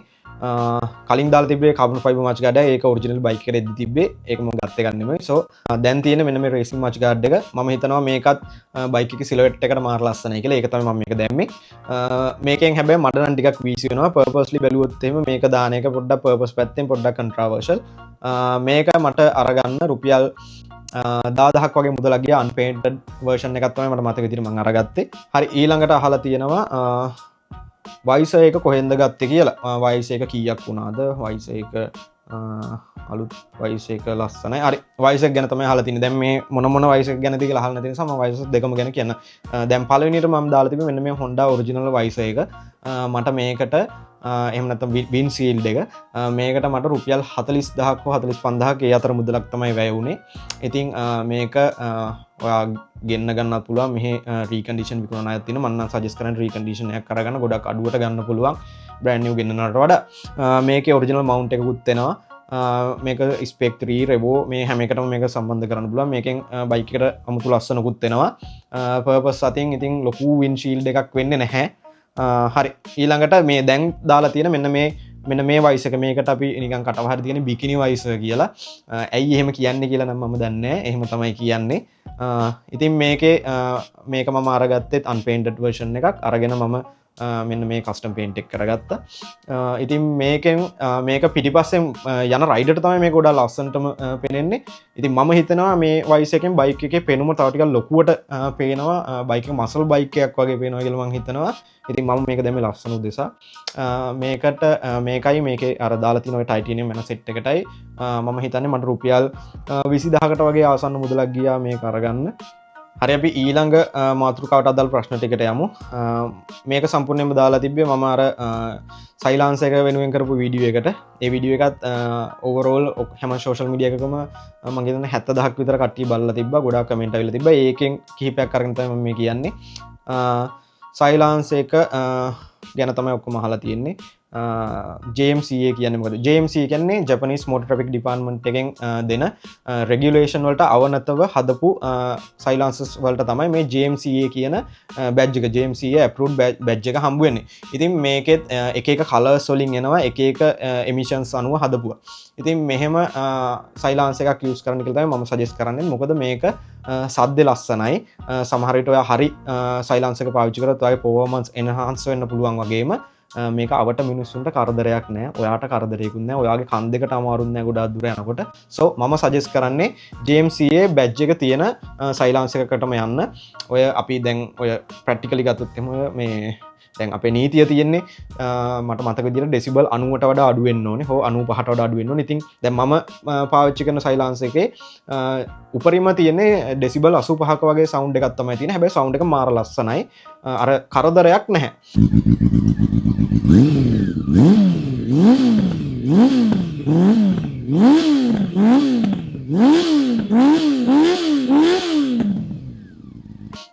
සෝ ඊට පස්සේ මම දැන් සයිලන්ස් එක ගැන තමයි ඔක්කොම අහලා තියෙන්නේ මම විස්තරයක් කරන්න දැන් මගේ තියෙන්නේ Yoshimura Cyclone NC42 කියන CB4 වලටම pre-tune කරලා හදපු සයිලන්සර්ස් දැන් මෙහෙම pre-tune කරලා හදන සයිලන්සර් එකක් හදන්නේ බයික් එකේ back pressure එක එතකොට බයික් එකේ combustion වෙන එයා එක මේ හැමදේම සැලකිල්ලකට දක්වලා තමයි මේ pre-tune කරන specific model එකකට pre-tune කරලා හදන සයිලන්සර්ස් හදන්නේ ඉතින් ඔයා එහෙම සයිලන්ස් එකක් දැම්මොත් ඔයාට වෙන සයිලන්ස් එකක් දානකොට කරන්න ඕන දේවල් කරන්න ඕනේ නැහැ. මොනවද එහෙම වෙන සයිලන්ස් එකක් දානකොට අපි සාමාන්‍යයෙන් කරන්නේ ECU ෆ්ලෑෂ් එකක් කරන්න ඕනේ. ECU එක රීමැප් කරන්න ඕනේ. මේ වගේ කතන්දර ඕනේ. හරි බයික් එකේ හරි performance ටික අරගන්න. එහෙම නැත්නම් performance ඩල් වෙනවා. එතකොට යන එයා එක වැඩි වුණොත් එහෙම combustion එකට එතකොට valve out වෙන්න පුළුවන්. මේ වගේ ප්‍රශ්න ගණනාවක් එනවා. වැරදි සයිලන්ස් එකක් use කරොත්. so ඔයා බෙන් සෙට් එක මාරු කරන්න idea එකක් නැත්තම් විශේෂයෙන්ම CB4 එකේ බෙන් සෙට් එක අපි custom බෙන් සෙට් එකක් දැම්මොත් එහෙම මේක ගොඩාක් පහත වැඩි තවත් බයික් එක පහත් වෙනවා සෝ මම පර්සනලි කැමති නැහැ බෙන් සෙට් එක මාරු කරන්න ඒ නිසා මට ඕන වෙලාවට ඔරිජිනල් එකත් ඕන වෙලාවට මොඩිෆයි සයිලන්ස් එකත් ලේසියෙන් ගලව ගන්න පුළුවන් වෙන්න ස්ලිප් ඔන් සයිලන්ස් එකක් යූස් කරන්න එතකොට ස්ලිප් ඔන් කියන්නේ මේක නිකම්ම බස්සලා ඒක ඇණයක් අද කරන්න තියෙන්නේ හරිම ලේසියෙන් මේක සම්බන්ධ කරගන්න පුළුවන් සෝ ඉතින් මම ස්ලිප් ඔන් ඒක ඒ වගේම JMCA බැජ් එක තියෙන මේ ප්‍රී-ටියුන් කරපු සයිලන්ස් එකට ගියේ ඔන්න ඔය හේතු කාරණා නිසා ඉතින් මේ සයිලන්ස් එක ජපානයෙන් ඔයාලා ඩිරෙක්ට් ගෙන්න ගන්න ගියොත් 1,20,000ක් විතර මුදලක් ඒ සමහර විට ඊටත් වැඩි ඔය shipping tax කතන්දර එක්ක ඉතින් මම සජෙස්ට් කරන්නේ නිසා මෙහෙ රීකන්ඩිෂන් හෝ බ්‍රෑන්ඩ් නිව් මෙහෙ සෙල් කරන කෙනකින් අරගන්න ඊට ගොඩාක් අඩු මුදලකට අරගන්න පුළුවන් ඉතින් මේකට ඇවිල්ලා සමහර විට කමෙන්ට් කරයි ඒත් එහෙම සයිලන්සස් තියෙන අය එයාලගෙන් අරගන්න පුළුවන් ඔයාලට ඉතින් මම මේ සයිලන්ස් එක හයි කරාට පස්සේ මගේ බයික් එකේ weight එක ගොඩාක් අඩු වුණා මේ ස්ටොක් සයිලන්ස් එක ගොඩාක් weight එක වැඩි දැන් මේක ටයිටේනියම් වලින් හදපු සයිලන්ස් එක නිසා මේක weight එක ගොඩාක් අඩුයි ඒ වගේම බයික් එකේ මිඩ් ටෝක් එක වැඩි වුණා ඒක මාරම විදිහට දැනෙනවා බයික් එක තව ස්මූත් වුණා බයික් එකේ fuel consumption එක පවා වැඩි වෙනවා හරි විදිහේ සයිලන්ස් එකක් යූස් කරොත් විශේෂයෙන්ම මේකේ නම් වෙනවා ඇත්තේ දැන් අපි ස්ටොක් සයිලන්ස් එක තියෙනකොට අපි හැමතිස්සෙම බලන්නේ VTEC යන හයියෙන් යන හයි RPM වල යන්න. එතකොට තමයි ස්ටොක් සයිලන්ස් එකේ නම් අර ලස්සන සවුන්ඩ් එක අපිට එන්නේ. දැන් එහෙම යන්න ඕනේ නෑ. මෙහෙම මොඩිෆයි සයිලන්ස් එකක් දැම්මම දැන් විශේෂයෙන් මල් ළඟ තියෙන සයිලන්ස් එක දැම්මම අඩු RPM වලදී RPM 5000 වගේ හරිම ස්මූත් ලස්සන සද්දයක් එනවා. සෝ VTEC යන්න දඟලනවා හරිම අඩුයි. ඒ නිසා දන්නේ නැහැ fuel consumption එක වැඩි උනේ. කොහොම හරි ඒ දේ වුණා. හරි. සයිලන්ස් එක ගැන ගොඩාක් අහලා තියෙන හැම ප්‍රශ්නයකටම මගේ උත්තරයක් නැති කියලා මම හිතනවා. තව ප්‍රශ්න තියෙනවා නම් පළවෙනි කමෙන්ට් කරන්න. තව වීඩියෝ අරගෙන එන්න. හරි අපි යමු ඊළඟ ප්‍රශ්නෙට. ඊට පස්සේ අහලා තියෙන භූමි තෙල් වලින් චේන් එක සෝදන්නද? චේන් එක ඕරින් එකක් ගන්නද? එක්ස්ට්‍රීම් එකක් ගන්නද? චේන් එක ගැන තමයි අහලා තියෙන්නේ. එක්ස්ට්‍රීම් එකක් ගන්න තියෙනවා නම් අරගන්න. එක්ස්ට්‍රීම් එක මට මං හිතන විදිහට ඕරින් එකට වඩා හොඳයි. දැන් මම දාලා තියෙන ඕරින් එකක්. ඕරින් එක ස්ටොක් තියෙන එකට වඩා හොඳයි. ස්ටොක් තියෙන එකක් තියෙනවා. ඒකෙත් ඉෂුව එකක් නැහැ. මම නම් මේක දැම්මේ මේක අර මගේ තීම් එකනේ ගෝල් තීම් එකනේ. ගෝල් තමයි ඇක්සසරිස් මගේ බයික් එකේ ඔක්කොම දාලා තියෙන්නේ. ඒ නිසා මම මේ DID ඕරින් ගෝල් චේන් එකක් දැම්මා. චේන් එක සාමාන්‍යයෙන් මාරු කරනකොට ස්පොකටුත් අපි මාරු කරනවා. එහෙම නැතුව චේන් එක විතරක් මාරු කරන්නලා එක එච්චර වයිස් දෙයක් නෙමෙයි. So දැන් මම පිටිපස්සට දාලා තියෙන modify ස්පොකට් එකක්. ඒකේ අර පොඩි ගාඩ් එකක් තියෙන ස්ටොක් කෙන එකේ මේ ගාඩ් එක නැහැ. චේන් එක පැන්නොත් ආරක්ෂා වෙන්න. හරි. ඊට පස්සේ අහලා තිනවා කාබන් බාත් කරගන්න තැනද? කාබන් බාත් කරගන්න පුළුවන් කසුන් අයට කියලා. දැන් මගේ එකේ මම චේන් ගාඩ් එක සයිඩ් කප් මේ වගේ දේවල් කාබන් බාත් කරලා තියෙනවා. කසුන් අයට කියලා මැජිකල් ටච් කියලා සර්ච් කරන්න එයාට කියලා කරගන්න පුළුවන් වෙයි. මම මේ ස්පොන්සර් කරලා මොකුත් නැහැ. එහෙම එයා මට කියන්න කියලා නැහැ. මම නිකන් මේ කියන්නේ මගේ වැඩේ හරියට හොඳට කරලා දුන්න නිසා. තව තැන් තියෙනවා නම් පළවෙනි කමෙන්ට් එකක් දාන්න. තව කට්ටිය දකි. හරි. අපි යමු එහෙනම් ඊළඟ ප්‍රශ්නෙට. ඊට පස්සේ අහලා තියෙනවා ඔයා යූස් කරන එන්ජින් ඔයිල් එක මොකක්ද කියලා. මම යූස් කරන්නේ full synthetic liquid moly engine oil එක. මම කලින් යූස් කරේ මොතුල් එක. හැබැයි liquid moly එකට මාරු වුණාට පස්සේ බයික් එකේ චූටි සද්ද පවා අඩු වෙනවා. මේ liquid moly එකට මාරු වුණාට පස්සේ මට දැනුණ දෙයක් එක එක අයට ඉතින් මේක එක එක විදියට මේ වෙන්න පුළුවන්. මගේ එක්ස්පීරියන්ස් එකෙන් කියන්නේ. හරි. ඊළඟට කට්ටිය අහලා තියෙන ප්‍රශ්න අහලා තියෙන්නේ බයික් එකේ ඉලෙක්ට්‍රොනික සිස්ටම් එකට සම්බන්ධ වෙන මොඩිෆිකේෂන්ස් ගැන. ඉතින් මේවා කියන්න කලින් මම ඔයාලව දැනුවත් කරලා ඉන්නම් මේ ඉලෙක්ට්‍රොනික සිස්ටම් එකට සම්බන්ධ වෙන මොඩිෆිකේෂන්ස් කරන්න කලින් කරන්න ඕන දේවල්. දැන් අර මම මුලින්ම කතා කරානේ රෙක්ටිෆයර් එක MOSFET වගේ ට්‍රාන්සිස්ටර් යූස් කරලා හදපු රෙක්ටිෆයර් එකකට මාරු වෙන්න කියලා. ඒක අනිවාර්යෙන් කරන්න. ඒ වගේම මේ මොඩිෆිකේෂන්ස් කරනකොට බයික් එකේ වයරින් සිස්ටම් එක එහෙම නැත්නම් වයර් හානස් එකට තුවාල කරන්න නැතුව ප්ලග් ඇන්ඩ් ප්ලේ අයිටම්ස් පාවිච්චි කරන්න. හදිස්සියවත් මේ විදියට හයි කරනේවා වයර් හානස් එකට තුවාල කරලම හයි කරන්න සිද්ධ වෙනවා නම් ඔයා D යුනිට් එකක් පාවිච්චි කරන්න. ඉතින් මේ D යුනිට් එකක් පාවිච්චි කරාම මේ D යුනිට් එක හැම රූට් එකක්ම යන්නේ fuse එකක් හරහා. ඉතින් ඔයාගේ හැම කම්පෝනන්ට් එකක්ම බයික් එකේ දාන ආරක්ෂා කරගන්න පුළුවන් හයි වෝල්ටේජ් එකක් යන එකෙන්. ඒ වගේම බයික් එකටත් ඒ ඔයා යූස් කරන මොඩිෆිකේෂන්ස් වලින් වෙන්න තියෙන හානිය වළක්වා ගන්න පුළුවන් මේ වගේ D යුනිට් එකක් පාවිච්චි කරාම. ඒ වගේම බයික් එක ඔයාගෙන් පස්සේ තව කෙනෙක්ට යනවා නම් එයාට හිතුනොත් එහෙම මේ මොඩිෆිකේෂන්ස් ටික අයින් කරලා මේක ස්ටොක් තත්ත්වයට පත් කරගන්න. ඉතින් ඔයා වයර් හානස් එකට තුවාල නොකර D යුනිට් එකක් හරහා හයි කරලා තිබ්බොත් එහෙම ඔයාටත් ඒ ඊළඟට ගන්න කෙනාටත් ඩිමොඩිෆයි කරලා ලේසියෙන්ම ස්ටොක් තත්ත්වයට ගන්නත් පුළුවන්. අනිවාර්යෙන් බයික් එකට ඉලෙක්ට්‍රොනික සිස්ටම් සම්බන්ධ කරනවා නම් D යුනිට් එකක් හරහා සම්බන්ධ කරගන්න. ඉතින් මම සම්බන්ධ කරලා තියෙන්නේ Daytona D යුනිට් එකක් හරහා. මට මේ Daytona D යුනිට් එක අරගන්න රුපියල් 30000කට ආසන්න මුදලක් ගියා ජපානයෙන් ගෙන්න ගන්න. සමහර විට මෙහි ඊට වඩා වැඩි මුදලක් වෙයි. ඔයත් පුළුවන් නම් try කරන්න ජපානයෙන්ම ගෙන්න ගන්න. බැරි නම් අපිට කතා කරන්න අපි ගෙන්නලා දෙන්න. මෙතනින් මෙයාලා අහලා තියෙන ප්‍රශ්න වලට සම්බන්ධ හැම උත්තරයක්ම දෙන හැම මොඩිෆිකේෂන්ස් එකක්ම සම්බන්ධ කරලා තියෙන මේ D යුනිට් එක හරහා. ඉතින් බයික් එක ආරක්ෂා වෙනවා. ඔයාගේ modify components ටිකත් හොඳින් ආරක්ෂා වෙනවා. මේ වගේ D යුනිට් එක පාවිච්චි කරාම අනිවාර්යෙන් මේ දේ කරන්න. රෙක්ටිෆයර් එක D යුනිට් එක මේ දේවල් ගැන සැලකිලිම දක්වන්න. ඔයා further modifications වලට යනවා. හරි. අපි යමු ඊළඟ ප්‍රශ්නෙට. ඊට පස්සේ අහලා තියෙනවා වෝල් මීටර් ගැන ප්‍රශ්න තමයි අහලා තියෙනවා. වෝල් මීටර් කීයද නම් ඒ වගේ දේවල්. හරි. මේකත් අර මොඩිෆිකේෂන්ස් කරනවා නම් අනිවාර්යෙන් බයික් එකට කළ යුතු මොඩිෆිකේෂන් එකක් කියලා මම මේ වෝල් මීටර් එක හඳුන්වලා දෙන්න පුළුවන්. හරි. අපි ඊළඟ ප්‍රශ්නෙට යමු. ඊළඟ ප්‍රශ්නේ අහලා තින්නේ වෝල් මීටර් එක මොකක්ද? වෝල් මීටර් එක කොහෙන්ද ගත්තේ? කීයද උනේ? වෝල් මීටර් ගැන තමයි අහලා තින්නේ. ඉතින් මේ වෝල් මීටර් ගැන කිව්වොත් එහෙම බයික් එකට ඔයා මොඩිෆිකේෂන්ස් මොන හරි කරනවා නම් අනිවාර්යෙන් කළ යුතු මොඩිෆිකේෂන් එකක් තමයි මේ වෝල් මීටර් එකක් කියන්නේ. පළවෙනිට රෙක්ටිෆයර් එක D යුනිට් එකක් කරා මොඩිෆිකේෂන්ස් කරන්න. ඒ වගේම වෝල් මීටර් එක.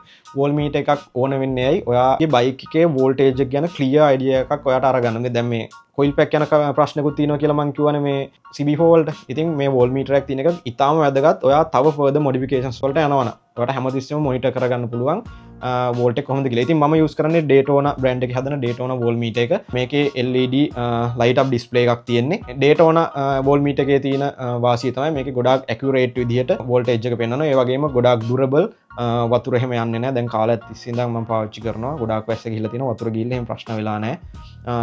හරි. රෙකමන්ඩ් කරන්න පුළුවන් බෝල් මීට එකක්. ඉතින් මේක මට ලංකාවට ගෙන්න රුපියල් 18,000ක වගේ මුදලක් වෙලා තියෙනවා. ඉතින් සමහර විට ලංකාවේ තිබුණු මේවා ඊට වඩා ගණන් වැඩි වෙන්න පුළුවන්, අඩු වෙන්නත් පුළුවන්. පොඩක් රිසර්ච් එකක් කරලා ඉන්න. අනිවාර්යයෙන්ම සම්බන්ධ කළ යුතු මොඩිෆිකේෂන් එකක් කියලා තමයි මම නම් සජෙස්ට් කරන්නේ. මොන බයික් එක පැද්දත් ඔයාගේ ඉන්බිල් බෝල් මීටර් එකක් නැත්නම් මේ වගේ එකක් සම්බන්ධ කරලා තියාගන්න රිලයබිලිටි එක උදෙසා. හරි, අපි යමු ඊළඟ ප්‍රශ්නෙට. ඊළඟට අහලා තිනවා හීටර් ග්‍රිප් ඔරිජිනල් එනවද? හීටර් ග්‍රිප් දෙක කීයද කොහෙන්ද ගත්තේ? හීටර් ග්‍රිප් ගැන තමයි අහලා තින්නේ. නැහැ, මේ මගේ දැන් තියෙන version එකට හීටර් ග්‍රිප් ඔරිජිනල් එන්නේ නැහැ. මේක මම මොඩිෆිකේෂන් එකක් විදිහට තමයි ඇඩ් කළා. ඉතින් මේ තියෙන්නේ ඔරිජිනල් Honda වලින් හදන හීටර් ග්‍රිප්ස්. මට මේක ලංකාවට ගෙන්න ගන්න රුපියල් 25000කට ආසන්න මුදලක් තමයි වැය වෙලා තියෙන්නේ. ඉතින් ඔයාගේ CB4 එකක් වේවා ඕනම් බයික් එකකට මේ වගේ ආෆ්ටර් මාකට් හීටර් ග්‍රිප් එකක් ඉන්ක්ලූඩ් කරන්න අදහසක් තියෙනවා නම් දැන් හීටර් ග්‍රිප් වල ඔයා දැකලා ඇති මෙන්න මේ ඩයල් එක. දැන් මගේ මේ තියෙන ඩයල් එක බටන් එක ප්‍රෙස් කරන්න තියෙන මේක ඩිජිටල් බටන් එකක් තියෙන්නේ. සමහර වෙලාවට ඔයාලා දැකලා ඇති මෙහෙම කරකවන්න පුළුවන් ඇනලොග් මීටර් එකකුත් එනවා. මම සජෙස්ට් කරන්නේ මේ ඇනලොග් මීටර් එක තියෙන එකට යන්න එපා. මොකද ඇනලොග් දේවල් කියන්නේ කාලත් එක්ක ගෙවෙන්න පුළුවන්, කැඩෙන්න පුළුවන් දේවල්. හැබැයි ඉලෙක්ට්‍රොනික ඒවායේ කල්පවත්ම මේ ඇනලොග් ඒවට සාපේක්ෂව වැඩි. මට අත්දැකීමුත් තියෙනවා මේ ඇනලොග් එකේ මේ මීටරේ කාලය ගියාම කැඩෙනවා. So ඉතින් මේ වගේ ඉලෙක්ට්‍රොනික් ස්විච් එකක් තියෙන එක පාවිච්චි කරන්න. මේකේ ලෙවල් 7කට ඔයාට එහා මෙහා කරගන්න පුළුවන් මේ හීටර් ලෙවල් එක. So ඉතින් ඔයා උඩ රට පළාත්වල එහෙම නැත්නම් සීත පළාත්වල travel කරනවා නම් මේ හීටර් ග්‍රිප් කියන දේ ගොඩාක් වැදගත් වෙයි. ඔයා වැස්ස යනවා නම් වැදගත් වෙයි. ඒ හැර ඔයා මෙහි අපේ කොළඹ පැත්තේ වගේ නිකන් ඔයා සිටි එකේ රයිඩ් කරනවා මේ හීටර් ග්‍රිප් වගේ බයික් එකේ නැත්නම් අමුතුවෙන් හයි කරන්න යන්න ඕනෙද කියලා ඔයා පොඩ්ඩක් හිතලා බලන්න ඔයාගේ දේශගුණික කාලගුණික තත්ත්වත් එක්ක. හරි, අපි යමු එහෙනම් ඊළඟ ප්‍රශ්නෙට. ඊට පස්සේ මෙන්න මේක ගැන ගොඩාක් අය අහලා තිබ්බා G ඉන්ඩිකේටර් එක කොහෙන්ද ගත්තේ? G ඉන්ඩිකේටර් එක කොහොමද හයි කරන්නේ? කොහෙන්ද ගන්න තියෙන්නේ? G ඉන්ඩිකේටර් එක ගැන තමයි අහලා තියෙන්නේ. හරි, මේ තියෙන Protect කියන බ්‍රෑන්ඩ් එකෙන් හදන G ඉන්ඩිකේටර් එක. මම මේක ජපානයෙන් ඩිරෙක්ට් ගෙන්න ගත්තේ. මට මේකටත් රුපියල් 60000කට ආසන්න මුදලක් වැය වුණා. ඉතින් මේ G ඉන්ඩිකේටර් වගේ දේවල් සම්බන්ධ කරනකොට මම රෙකමන්ඩ් කරන්නේ නම් G ඉන්ඩිකේටර් ಜಾති දෙකයි. ඒ තමයි Honda වලින් හදන එක, ඒ වගේම මේ Protect කියන බ්‍රෑන්ඩ් එකෙන් හදන එක. ඉතින් මම මේ Honda කියන එකෙන් Honda කියන එක වගේම මේ Protect කියන බ්‍රෑන්ඩ් එකේ G ඉන්ඩිකේටර් සජෙස්ට් කරන්නේ ඇයි? මේවා plug and play items. මේ වගේ Honda එකටත් මේවා සම්බන්ධ කරන්න පුළුවන්. Honda හැම එකටම වගේ මම හිතන්නේ සම්බන්ධ කරන්න පුළුවන්. ඉතින් මේක easily plug and play. ඔයාලා wire harness එක කපන්න ඕනේ නැහැ. ඒ වගේම මේකේ G position එක පෙන්වන්න බයික් එකෙන් අරගන්න signal එකත් ගොඩාක් accurate විදිහට අරගන්නවා. දැන් සමහර ඒවා තියෙනවා Chinese ඒවා රුපියල් 5000ට එමත් ගන්න තියෙනවා. ඒවයි තියෙන issue එක තමයි incorrect විදිහට මේ G position එක indicate කරනවා. G indication එක දෙන්න data ලබා ගන්නෙත් මේකේ විවිධ ආකාරයට තමයි අරගන්නේ. ඉතින් සමහර ඒවා vibration වලින් ඊට පස්සේ මේ G lever එකට එන pressure එකෙන් මේ වගේ දේවල් එනුත් මේ input අරගන්නවා. ඔයාලා උනත් දන්නවා හැමතිස්සෙම අපි G lever එකට pressure එක දුන්නා කියලා අපි හැමතිස්සෙම මේ pressure එක දෙන හැමතිස්සෙම හරියට G එක මාරු කරන්නේ නැහැ. So inaccurate විදිහට තමයි ගොඩක් වෙලාට මේවායේ G එක indicate වෙන්නේ. ඉතින් මේ brand දෙකෙන් අරගත්තොත් එහෙම ඔයාට එහෙම inaccurate වෙන්නේ නැහැ. ඒ වගේම ඔයාට plug and play easily සම්බන්ධ කරගන්න පුළුවන්. ඉතින් මම දැන් සම්බන්ධ කරලා තියෙන මේ Protect කියන G indicator එකනේ. මේක තෝරගත්තේ Honda එක වෙනුවට. ඒකේ තියෙනවා උඩ තියෙනවා RPM indicator එකක්. මේක පුළුවන් අපිට අවශ්‍ය RPM එකේදී ප්‍රෝග්‍රෑම් කරගන්න මේක ඉන්ඩිකේට් වෙන විදිහට. ඉතින් අපිට VTEC තියෙන බයික් එකක් විදිහට අපිට පුළුවන් CB4 වල VTEC on වෙන RPM එක කියන්නේ 6200 250 වගේ මේ අතර ලයිට් අප් වෙන විදිහට අපිට ප්‍රෝග්‍රෑම් කරගන්න පුළුවන්. එතකොට අපි හෙල්මට් එකේ සින්දු දාගෙන අපි රයිඩ් කරත් අපි දන්නවා VTEC on වෙන වෙලාවෙදී මේ ලයිට් එක ඉන්ඩිකේට් වෙලා හරි අපි දැන් මේ VTEC තමයි යන්නේ කියලා එක්ක ස්ලෝ ඩවුන් කරන්න නැත්නම් ස්පීඩ් අප් කරන්න කියලා අපිට ඉන්ඩිකේෂන් එකක් දෙනවා. ඉතින් ඒ වගේම අපිට පුළුවන් මේක G එක ෂිෆ්ට් කරන්න ඕන වෙලාවටත් ලයිට් අප් වෙන විදිහට ප්‍රෝග්‍රෑම් කරගන්න. හරිම easily මේක ප්‍රෝග්‍රෑම් කරගන්න පුළුවන්. මේක පිටිපස්සේ බටන් එකක් තියෙනවා. මේක තුන් පාරක් එබුවොත් ඔයාලට RPM එක ප්‍රෝග්‍රෑම් කරගන්න වගේම ඒ වගේම මේ බටන් එක ඔබාගෙන හිටියොත් ඔයාලට පුළුවන් G position එක ප්‍රෝග්‍රෑම් කරගන්නත්. මේක ප්‍රෝග්‍රෑම් කරන වෙලාවට බයික් එක එක තැන තියලා කරන්න එපා. මොකද මේක ස්පීඩෝමීටර් එනුත් සිග්නල් එකක් අරගන්නවා මේ G ඉන්ඩිකේෂන් එක පෙන්වන්න. RPM එක මේ හැමදේම ගැන දන්නවා. ඉතින් බයික් එක දුවන ගමන් මේක ප්‍රෝග්‍රෑම් කරන්න බේසිකලි කරන්න තියෙන්නේ මේ බටන් එක තප්පර 5ක් වගේ මට මතක විදිහට ඔබාගෙන ඉන්න ඕනේ. ඊට පස්සේ ඔයාලට තියෙන්නේ ඔයා සාමාන්‍ය විදිහට බයික් එකේ යන්න. එතකොට ඔටෝ මේක ප්‍රෝග්‍රෑම් වෙනවා. මහා රොකට් සයින්ස් නෙමෙයි, හරිම ලේසි. ඉතින් ඒ වගේම බයික් එකේ තියෙන වෙන ෆෝල්ට් වගේ දේවලුත් මේ G ඉන්ඩිකේටර් එකෙන් පෙන්නනවා. G ඉන්ඩිකේටර් එකෙන් විශේෂයෙන්ම ස්පීඩෝමීටර් එකේ ප්‍රශ්නයක් තියෙනවා නම් ඒ අකුරක් මට මතක විදිහට එනවා. ඒ වගේම වෙන බයික් එකේ වෙන ප්‍රශ්නයක් තියෙනවා නම් F අකුරක් ඉන්ඩිකේට් වෙලා ෆෝල්ට් එකක් තියෙනවා කියලා එනවා. ඉතින් ඒ වගේම මේ HISS security system තියෙන බයික් වල හරියට අපි මේ security system එක off කරලා බයික් එක start නොකරොත් එහෙම එතකොටත් මේ විදිහට F අකුරක් වැටිලා මොන හරි fault එකක් තියෙනවනේ මේක පෙන්න මේ වගේ මේ G indicator එකේ option ගණනාවක් තියෙනවා මේ G indicator එකෙත් එක එක versions තියෙනවා දැන් මේ මගේ ළඟ තියෙන version එක ගැන තමයි මම කිව්වේ මට මතක විදිහට 110යි B හරි එහෙම version එකක් තමයි මගේ එකේ තියෙන්නේ හරි අපි යමු එහෙනම් ඊළඟ ප්‍රශ්නෙට immobilizer system එක ගැන මම කතා කරන්නේ ඉතින් ඊට හා සම්බන්ධ ප්‍රශ්න ටිකක් කියවලා ඒකට මම උත්තර දෙන්නම් මම ඔක්කොම එකට ගොනු කරලා හදාගත්තා මේම පිළිවෙලට කියාගෙන යන්න පුළුවන් වෙන්න ඉතින් අහලා තියෙනවා බයික් එක තනියම දාලා යන්න බය නැද්ද බයික් එකේ යතුර මගේ එක පාරක් නැතුණා මෙහෙම එකනට වෙච්ච ප්‍රශ්නකුත් කියලා තියෙනවා අහන්නේ සිකියුරිටි එක ගැන බයික් එකේ ඉතින් සිකියුරිටි එක වෙනුවෙන් කරලා තියෙන මොඩිෆිකේෂන්ස් ගැන කියන්නම් මම බයික් එකේ මම ට්‍රැකින් ඩිවයිස් එකක් දාලා තියෙනවා මට Apple Find My device එකෙන් බයික් එක වගේම බයික් එකේ යතුරු මේ යතුරු වලටත් එයා ටැග් දාලා තියෙන්නේ ඔක්කොම ට්‍රැක් කරගන්න මට පුළුවන් බයික් එකේ වැඩි හොඳ උදෙසා මම කරපු මොඩිෆිකේෂන් එකක් ඉතින් ඔයාලට පුළුවන් වගේ බයික් එකක් තියෙනවා නම් අඩුම තරමේ එක එයා ටැග් එකක් දාගන්න එහෙම නැත්නම් මේ වගේ immobilizer alarm system එකක් සම්බන්ධ කරගන්න හරි මේ Honda immobilizer alarm system එක අරගන්න මට රුපියල් 25000ක වගේ මුදලක් ගියා ජපානයෙන් ගෙන්න ගන්න මේ හැබැයි මේ අවුරුද්දකට විතර කලින් ගෙන්නපුවා දැන් මේවායේ ගණන් වෙනස් වෙන්න පුළුවන් සමහර විට ඊට වඩා අඩුවෙන් හෝ වැඩියෙන් ලංකාව ඇතුළේ ඔයාට මේක අරගන්න පුළුවන් වෙයි ඉතින් මේ Honda immobilizer alarm system එකයි ඒ වගේම මේ Honda වල තියෙන HIS security system එක එහෙම නැත්නම් HISS security system එකයි simultaneously වැඩ කරන්න පුළුවන් ඒ දෙක simultaneously වැඩ කරලා හදිස්සියවත් කවුරු හරි හොරෙක් හෝ කුමන හෝ කෙනෙක් හරියට මේ alarm system එක ඕප් නොකර බයික් එක කුමන ආකාරයකින් HISS system එකත් bypass කරලා අරන් ගියා කියලා හිතන්න එතකොට මේ කී එක erase කරලා බයික් එක නවත්තන්න මේ Honda immobilizer alarm system එක කටයුතු කරනවා මේ ඒ නිසා අනිවාර්යයෙන්ම මේ immobilizer alarm system එක සම්බන්ධ කරලා තියෙනවා නම් හරියට ඒක ඕෆ් කරලා ඕෆ් වෙනවද කියලා ඉන්ඩිකේටර් ලයිට් එකෙන් බලලා ඉවර වෙලා ගමන යන්න මම බේසිකලි මම මේක ගොඩක් වෙලාවට ගලවලා තමයි තියන්නේ හැබැයි මම ගෙදරින් එළියට යනවා නම් එක්ක දුර ගමනක යනවා නම් බයික් එක නවත්තලා කොහේ හරි යනවා නම් අනිවාර්යෙන් මම මේ Honda immobilizer alarm system එක ආයෙත් කනෙක්ට් කරගෙන තමයි යන්නේ මේ immobilizer alarm system එක රීසෙට් කරන්න කොහොමද කියලා කෙනෙක් අහලා තියෙනවා එහෙම අමුතුවෙන් රීසෙට් කරන්න ඕනේ immobilizer alarm system එක අන්ප්ලග් කරලා ටිකක් වෙලා ඉඳලා ආයි ප්ලග් කරන්න එතකොට ඒක රීසෙට් වෙනවා හරි අපි යමු එහෙනම් ඊළඟ ප්‍රශ්නෙට ඊළඟට අහලා තින්නේ ෆෝන් හෝල්ඩර් එක ගැන තමයි අහලා තින්නේ ගොඩාක් අය මේ ගැන ප්‍රශ්න මගෙන් අහලා තිබ්බා ගොඩාක් අය කෝල් කරලාත් අහලා තිබ්බා හරි හැමෝටම උත්තර දෙන්නම් දැන් මේ තියෙන්නේ වයර්ලස් charging phone holder එකක් ඉතින් මගේ කලින් ෆෝන් හෝල්ඩර් එක තියෙද්දිත් අහපු ප්‍රශ්න ටිකක් තියෙන නිසා මම කලින් එක ගැනත් කියන්නම් ඉතින් මම කලින් පාවිච්චි කරේ Daytona කියන බ්‍රෑන්ඩ් එකෙන් හදන වයර්ලස් ෆෝන් හෝල්ඩර් එක එහෙම නැත්නම් වයර්ලස් charging phone holder එක මේක ඉතින් ෆෝන් එක මේ ෆෝන් හෝල්ඩර් එකට සම්බන්ධ කරාම ඔටෝමැටිකලි වයර්ලස් charge වෙනවා ඉතින් මේ Daytona එක ගොඩාක් අය ලොකු ඩිමාන්ඩ් එකක් තියෙනවා මේ Daytona බ්‍රෑන්ඩ් එකෙන් හදන ෆෝන් හෝල්ඩර් එකට හැබැයි දැන් මගේ එක්ස්පීරියන්ස් එකත් එක්ක මේ Daytona වයර්ලස් ෆෝන් හෝල්ඩර් එක නම් ඉක්මනට වතුර යන තියෙන chance එකත් වැඩි. ඉතින් මම දැන් පාවිච්චි කරන්නේ Motovulf කියන බ්‍රෑන්ඩ් එකෙන් හදන වයර්ලස් charging phone holder එක. ඉතින් මේකේ තියෙන මේ Daytona එකේ නැති ෆීචර්ස් ගැන කතා කරොත් එහෙම මේක ගොඩාක් ඉක්මනට charging වෙනවා. මම හිතන්නේ මේකේ watt ගාන අරකට වඩා වැඩි මේ wirelessly charge වෙන charger එකේ. ඒ වගේම මේකේ සයිඩ් එකේ තියෙනවා USB output එකක්. මේකෙනුත් අපිට 18 watt fast charge කරගන්න පුළුවන්. ඒ වගේම මේකේ උඩ තියෙනවා අපිට අපේ action cam එක හෝ action cam එකේ screen එක සම්බන්ධ කරගන්න පුළුවන් ඉතින් mount එකකුත් inbuilt වෙලා තියෙනවා. ඒ වගේම විශේෂම කාරණය තමයි මේකේ තියෙනවා මෙන්න මේ rubber dampers. ඉතින් අපිට phone එක vibrate නොවි තියාගන්න පුළුවන් වගේම Daytona phone hold එකට වඩා ලොකු grip එකකින් මේ phone එක අල්ල ගන්නත් මේ Motovulf brand එකේ phone hold එකට පුළුවන්කමක් තියෙනවා. ඒ වගේම මේක full adjustable lever එකක් එක්ක තමයි එන්නේ. මේ Daytona brand එකේ නම් එහෙම ඉන්නේ නැහැ. ශවි ශක්තියත් මේ Motovulf එකට වඩා අඩුයි. ඉතින් මම නම් suggest කරන්නේ නම ගැන හිතලා යන්න එපා Daytona එකට. ඒ වෙනුවට මේ Motovulf එක try කරලා බලන්න.